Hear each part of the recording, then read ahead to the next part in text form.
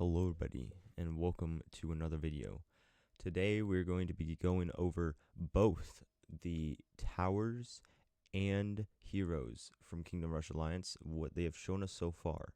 So we're going to start off with the towers here. So they just start off showing the main towers thing and their abilities. Alright, we start off here with the Royal Archers. Mightiest marksmen in the kingdom. They are also renowned for being assisted by War Eagles. So they got pretty good range. I think this is fast reload and actually okay damage. So their first ability here is going to be Armor Piercer. Shoots 3 empowered arrows that deal damage, ignoring all percentage of enemy armor. So they're going to shoot it kind of like just a 3-shot, and it can ignore a little bit of the enemy armor, which they already do pretty decent damage. So it's going to be good for them. And then their second ability is Rapturous Hunter. It summons an eagle that attacks enemies on the path. Alright, next here we get the Paladin Covenant. Paladins are the backbone of Linearia's elite forces, using their divine power to protect and heal themselves in battle. So they're going to be basically just like the Paladins from the first Kingdom Rush. Let's see what their thing is. Their damage pretty low, but high health and medium defense here. Lead by example is the first ability. Replaces one of the Paladins with a veteran of the guard, which gives defending units 20% bonus armor. So this is kind of going to be like the Orcs ability from Vengeance. Their second ability is Healing Prayer. When soldiers reach 20% of their total health, they become invincible and heal over a period of time.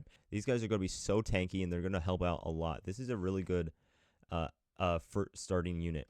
So now we got, next up is the Arcane Wizard. We got tapping into pure magic. Linearian wizards wield enough power to utterly destroy their enemies. So they're going to be like the Arcane Wizard from the first game. Also, they're having a lot of comebacks in this game. For the Wizard, they got pretty high damage, probably like the Arcane Wizards from the first game.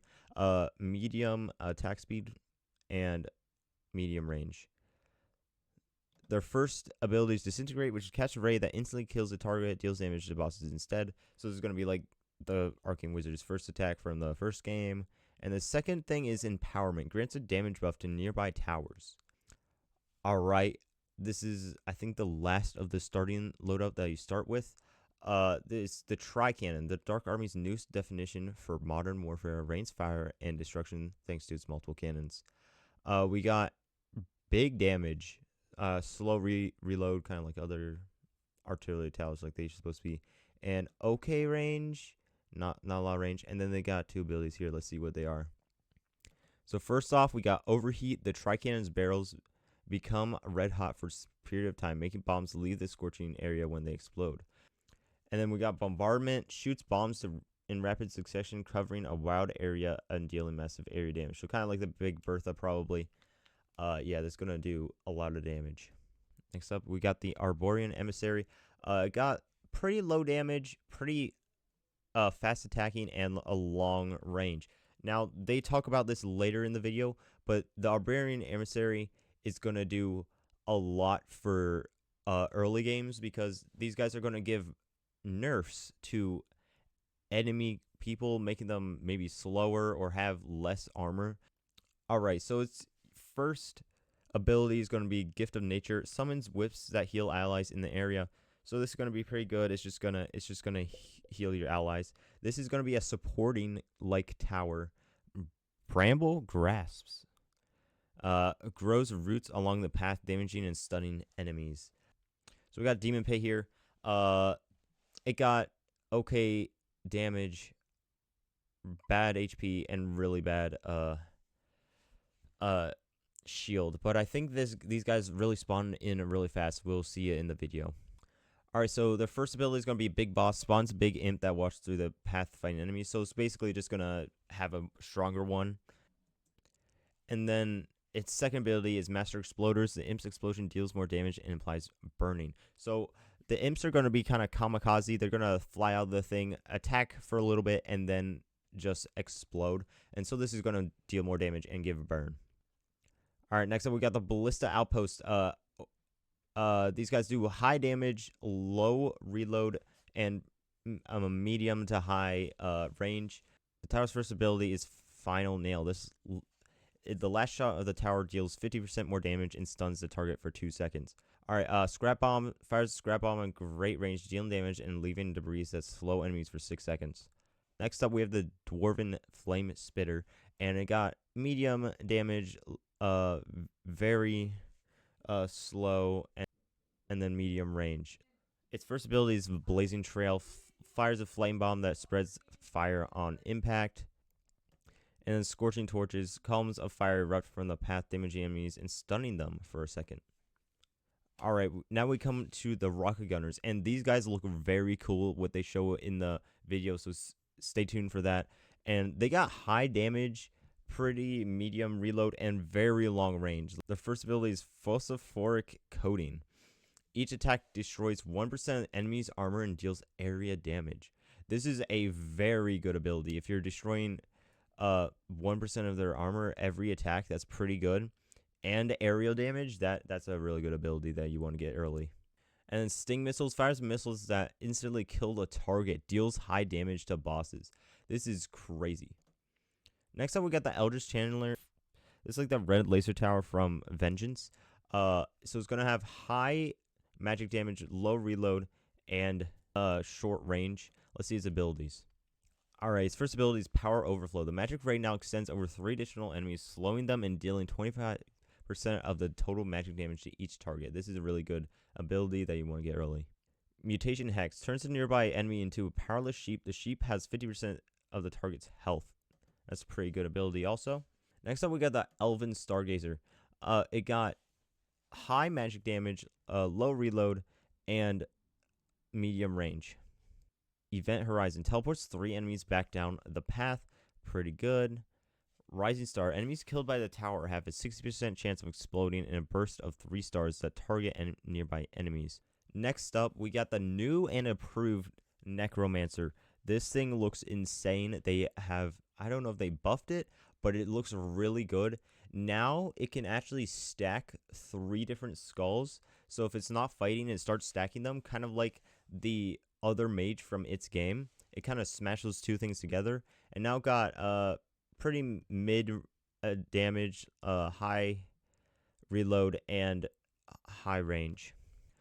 Alright, its abilities are the Sigil of Silence, curses and silences enemies in the area for the path for 10 seconds. So if there's magic users or guys that can spawn in guys, then they just won't be able to use those abilities in like 10 seconds. Alright, so this version's Death Rider is a little bit different. It summons a Death Rider that runs around the path, trampling on enemies in the way. So instead of a character that fights for him, it just runs down the path. Next up, we got the Battle Brewmasters, the wackiest tower in this game. They got mid damage, okay reload, or low reload, and low range. The first ability that they have is Elixir of Might, summons an empowered warrior that fights enemies on the path for 10 seconds. And their last ability is Bad Batch, throws a giant barrel full of poison that damages enemies and slows them for a second. Next up are the Dune Sentinels, and they got pretty high damage, pretty high reload, and medium range. Let's do their abilities. The first ability is Bounty Hunt, throws a bouncing knife that damages targets. If the target dies, it yields bonus gold. That's going to be good if you want to farm a little bit. Next up is the Whirling Doom, launches 2 whirling blades to the path, damaging enemies for 4 seconds. Alright, here comes the one you've been waiting for, the best, probably the most unique tower in this game is the Grim Wraith. This tower can teleport across the map. It looks so cool. Let's see its abilities. So the actual damage they do is pretty low. Their health is decent and their defense is decent. Let's see their abilities. So the first ability is Undying Dread, of defeating wraiths fling themselves against a nearby enemy, dealing 80 true damage, reducing its speed, and halving its attack damage. That's pretty good. But your guys will have to die to have that happen. And their next ability is Soul Siphoning. The wraith deals 60 extra damage after spending 5 seconds in combat. Alright, here we go. This is where stuff gets interesting because we actually get to see all the towers in action. So let's start off their first video. Here's the cool part. We get the flying tower here, and these guys can land on the ground to protect and defend, or they could be flying in the sky and shooting from above them. This is a pretty cool tower. All right, so they're going to show these 4 towers here, so you can just watch for a little bit here, then we'll go on to the next part.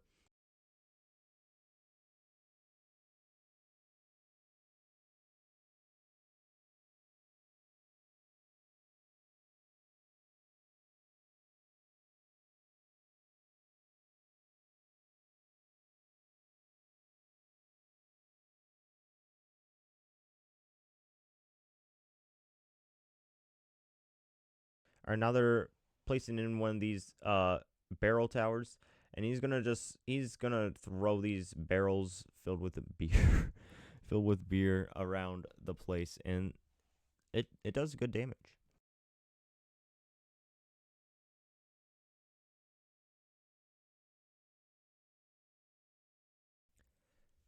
Here we are into the next part of the live stream. We're seeing these 3 towers. We got the Demon Pit Tower, the Ballista Tower, and the Necromancer Tower. So, yes, as you can see here, the Necromancer can actually stack its shots. Pretty cool. And the Ballista Tower here, it's pretty different than anything we've ever seen before. See, the little guy loads him up, and then he actually shoots a few shots. It's pretty different than what we've seen. And now we see the Demon Pit spawning out the little demons who explode after death. Pretty cool. We see this guy, this Necromancer, shooting off these, and the skeletons spawn in if the Necromancer gets a kill.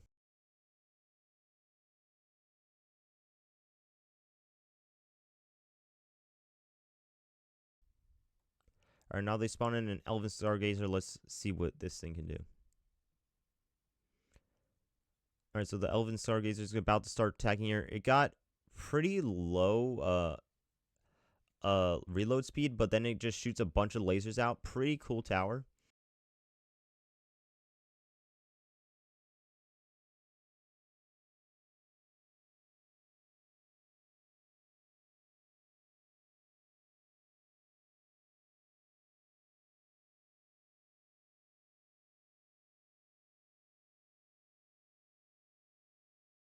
Alright, they kind of redid this part, but then you can actually see the tree tower here. It basically just shoots the enemies and then gives them debuffs so that I think they take more damage from it. Alright, now we get to the hero part of the video. Alright, the first 2 heroes, they start off with our Raylan and Vesper. So Vesper is going to be the ranged person, and Raylan is going to be this person walking through. And she can spawn in this giant armored dude, and it just does a lot of damage. We got her rising a shield, a bunch of slam attacks, and we got the archer thing from Vesper. We got super shot from Vesper here. Long range. We got some good attacks. I think she does AoE damage per hit, which is pretty good. We also get to see probably the maxed out. We also get to see probably the maxed out reinforcements here. So we see this guy with a hammer, a girl with a spear, and a giant dude with like a giant mallet. Looks pretty cool. We also get to see the other towers that we didn't see earlier, like the triple shot, and some other towers.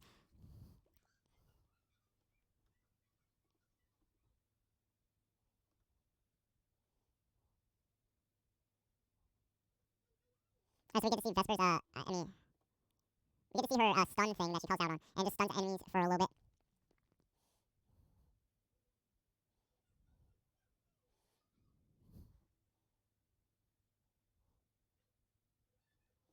Alright, it looks like Vesper has a triple slash here for one of his abilities. That's pretty cool.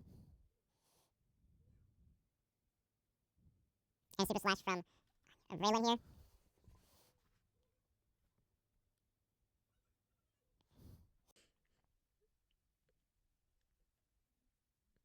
Alright, I think that is it for Vesper and Raylan. So next up here we have Anya and Therian. This is going to be a cool group to watch. Look ahead. So we can see that Therian can actually teleport across the map. That's going to be pretty good for her. And we get Anya can like turn into a ghost here and float across the map, which will help with movement speed. Let's see their abilities in battle here. So it looks like she can make regular shots and looks like Therian can spawn in another person of himself. Here comes Dante coming in as a ghost and just smacking away at people. Looks like Anya has some type of like a shotgun or something. It's not a very fast gun here. Therian can also buff towers around him. You see Anya turn into like some kind of ghost here and spray this mist at people. Kinda cool. You see Therian spawning in other Therians and helping fight here. It looks like Therian can buff like a certain ally here and give them a shield, making them invincible. Therian can also like open up a crater here and poison enemies in that crater.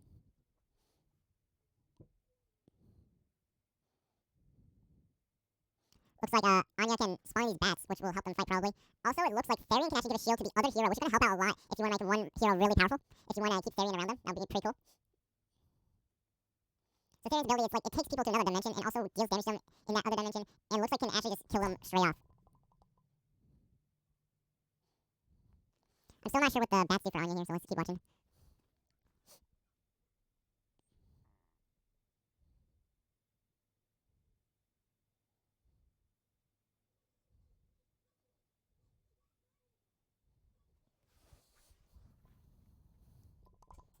So these heroes look really good so far.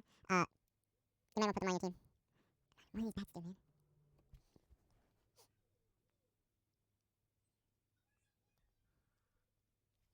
Looks like Therian can actually make these rifts wherever on the map. As you can see, Therian put like this rift on the other side of this path here where she was even standing.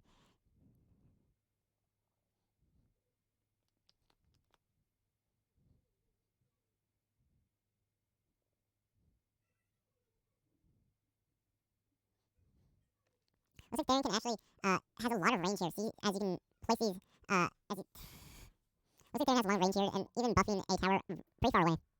Alright, next up we have Nero and Grimson here. Let's see how they work together.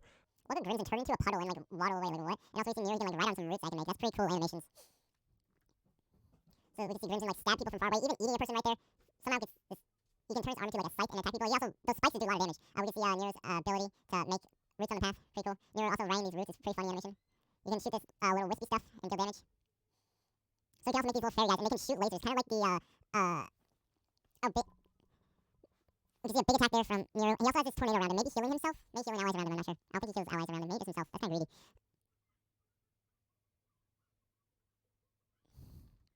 We can see here, he kind of uses his light around all the enemies. Maybe, let's see that again, we can see Nero like do this light on all the enemies, maybe giving them debuffs. Looks like he got big damage right there, so I think that gives him debuffs. We can also see now that you can actually move the, reinforcements. Pretty cool. Pretty cool that they actually added that. Here we can see Grimson fighting off again.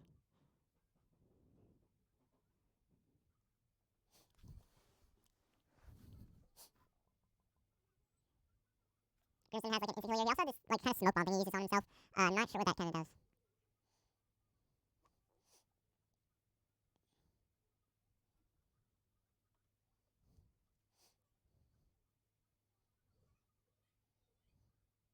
Yeah, it seems like Nero has this healing tornado around himself. I'm not exactly sure what it does. Why they wouldn't have a character that would heal allies, I don't know. Yeah, so Nero can spawn a little firefly guys that shoot around. And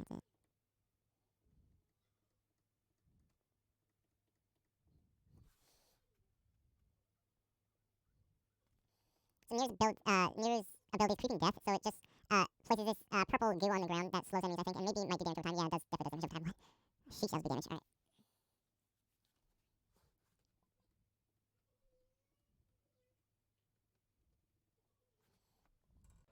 Alright, so next up we're going to have Warhead and Torres here. Let's see how they work. So we can see that Warhead like has these jet boosters he can fly around. Torres, he just walking. He just walking. Alright, let's see their abilities in action.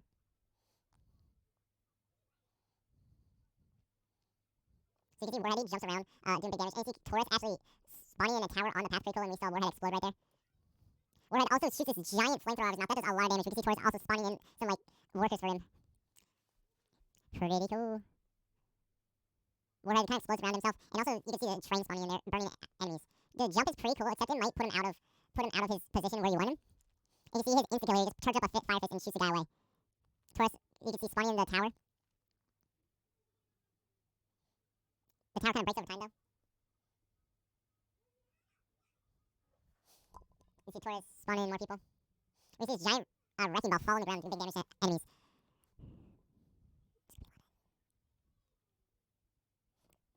We can see right here, we see Taurus's spin. It can actually hit people, I believe, through their invisibility, so that's pretty cool.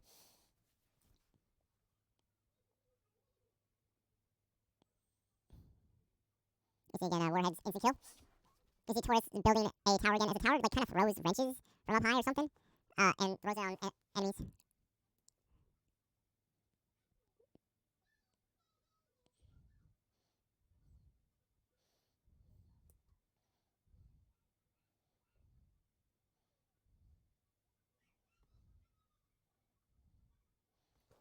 We see the Wrecking Ball here doing tons of damage, taking out like 5 regular enemies. That's going to help out a lot.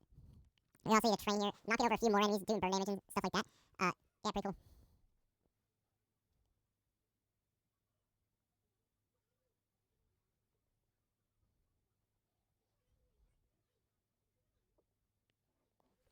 We see Warhead explode here, doing damage to enemies around him. He didn't do that much, I don't think. Taurus definitely is an interesting character. Both of these are pretty interesting, pretty cool looking characters.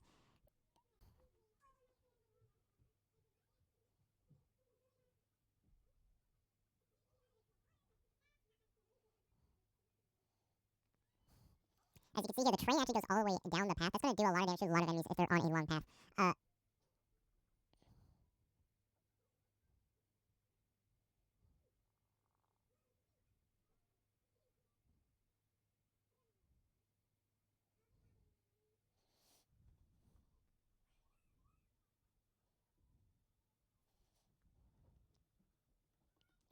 As we can see here, Warhead, after he uses his fire thing, kind of sets up the smoke. I'm not sure if that'll actually do anything or it's just effects, but that might, like, make the enemy team miss. Next up here we have Onagro and Broden. I really want to see what Onagro can do here. He looks pretty cool as a hero, but let's see. You see Broden, he's pretty fast. He's okay. But Onagro is so slow, mate. Oh, it's sad watching him walk. It's so sad. We see Broden gets throw this, like, fire thing that spreads fire on the ground here. He also, like, Screech, stunning enemies. He also got some shots. He got an instant kill. He got, like, cannon shots. It's pretty cool. He's a pretty cool character. He's also spraying fire on enemies, so that's going to be pretty good. We got Onagro. Oh, he's so slow, chat. He's so slow. He can, like, kind of shoot. That's his tar pit move. His regular attack, I think, is these rockets here. He shoots kind of slow, but does huge damage. I'm not sure what he just threw there. Oh, he can also throw out mines, which explode enemies on the path, as we know. Oh, he's got pretty long range. Look at his range. He can shoot pretty long range. He can also throw mines on the path, which in earlier games, mines haven't done as much, but I see that these mines kind of look a little bit bigger than usual. Let's see Onagro's ability here. He can spawn in this guy, which shoots bombs on the path here, doing big damage. Also, this is level with Link in it. We're just not going to talk about that. Alright, so yeah, Onagro does just big damage. He places mines everywhere, which is pretty good. Onagro also has tar bombs, which slow down enemies. Broden looking pretty good. He got an insta kill, I believe. We haven't seen a lot of Onagro's abilities. Let's see, he just spawned in these little helicopter guys. And these guys, I believe, shoot like machine guns at enemies. Hopefully we can see that later. So, we can see here that Broden kind of like screeches like this. It probably does a lot of damage to enemies or stuns them.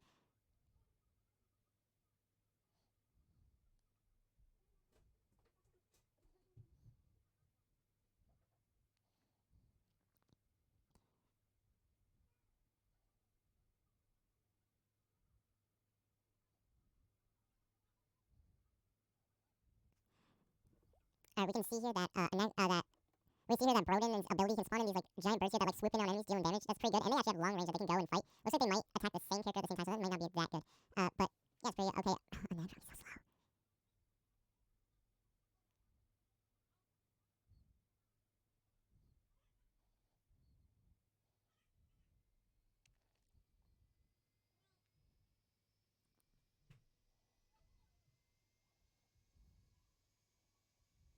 So we see Broden, he's kind of just carrying up top. He's really good. We can see Onagro's ability again, throwing bombs from the Zeppelin here. And it seems to be going really slow, which is pretty good. Just if there's enemies below him, he just throws out stuff. We can see the mine explode there doing damage.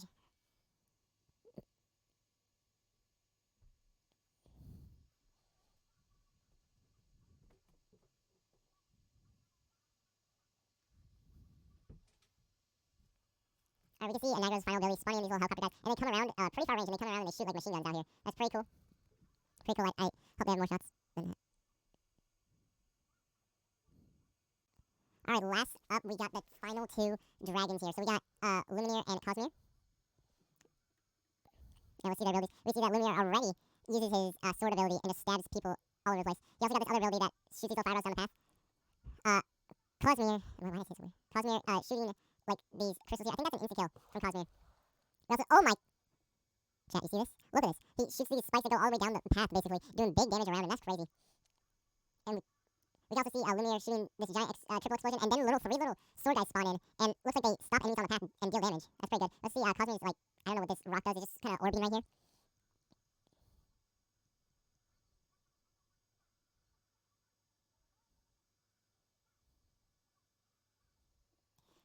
Alright, I don't know if this was meant for an enemy here, but he can also shoot this thing up, and it looks like it might orb around the allies here, maybe buffing them. But look at this insta-kill. It takes out a giant panda guy just like that.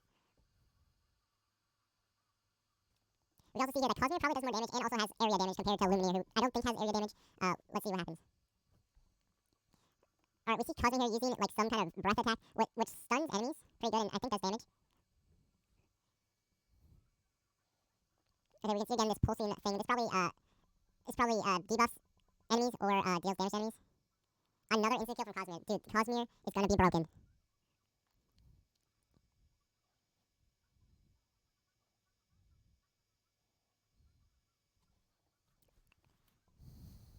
We can see Cosmere here using again this giant slam attack, which shoots these shoots.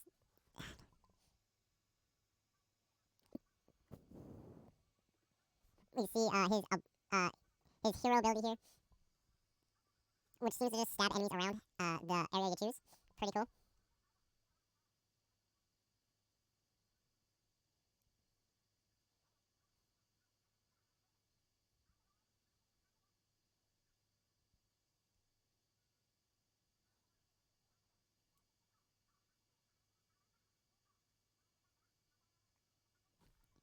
We see Lumiere here buffing the barracks here.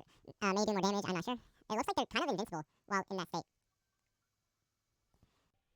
That was it for Kingdom Rush Alliance's Heroes and Towers. Make sure you like and subscribe so you don't miss when I play this live on stream. I'll see you guys in the next one. Be Long Boy out.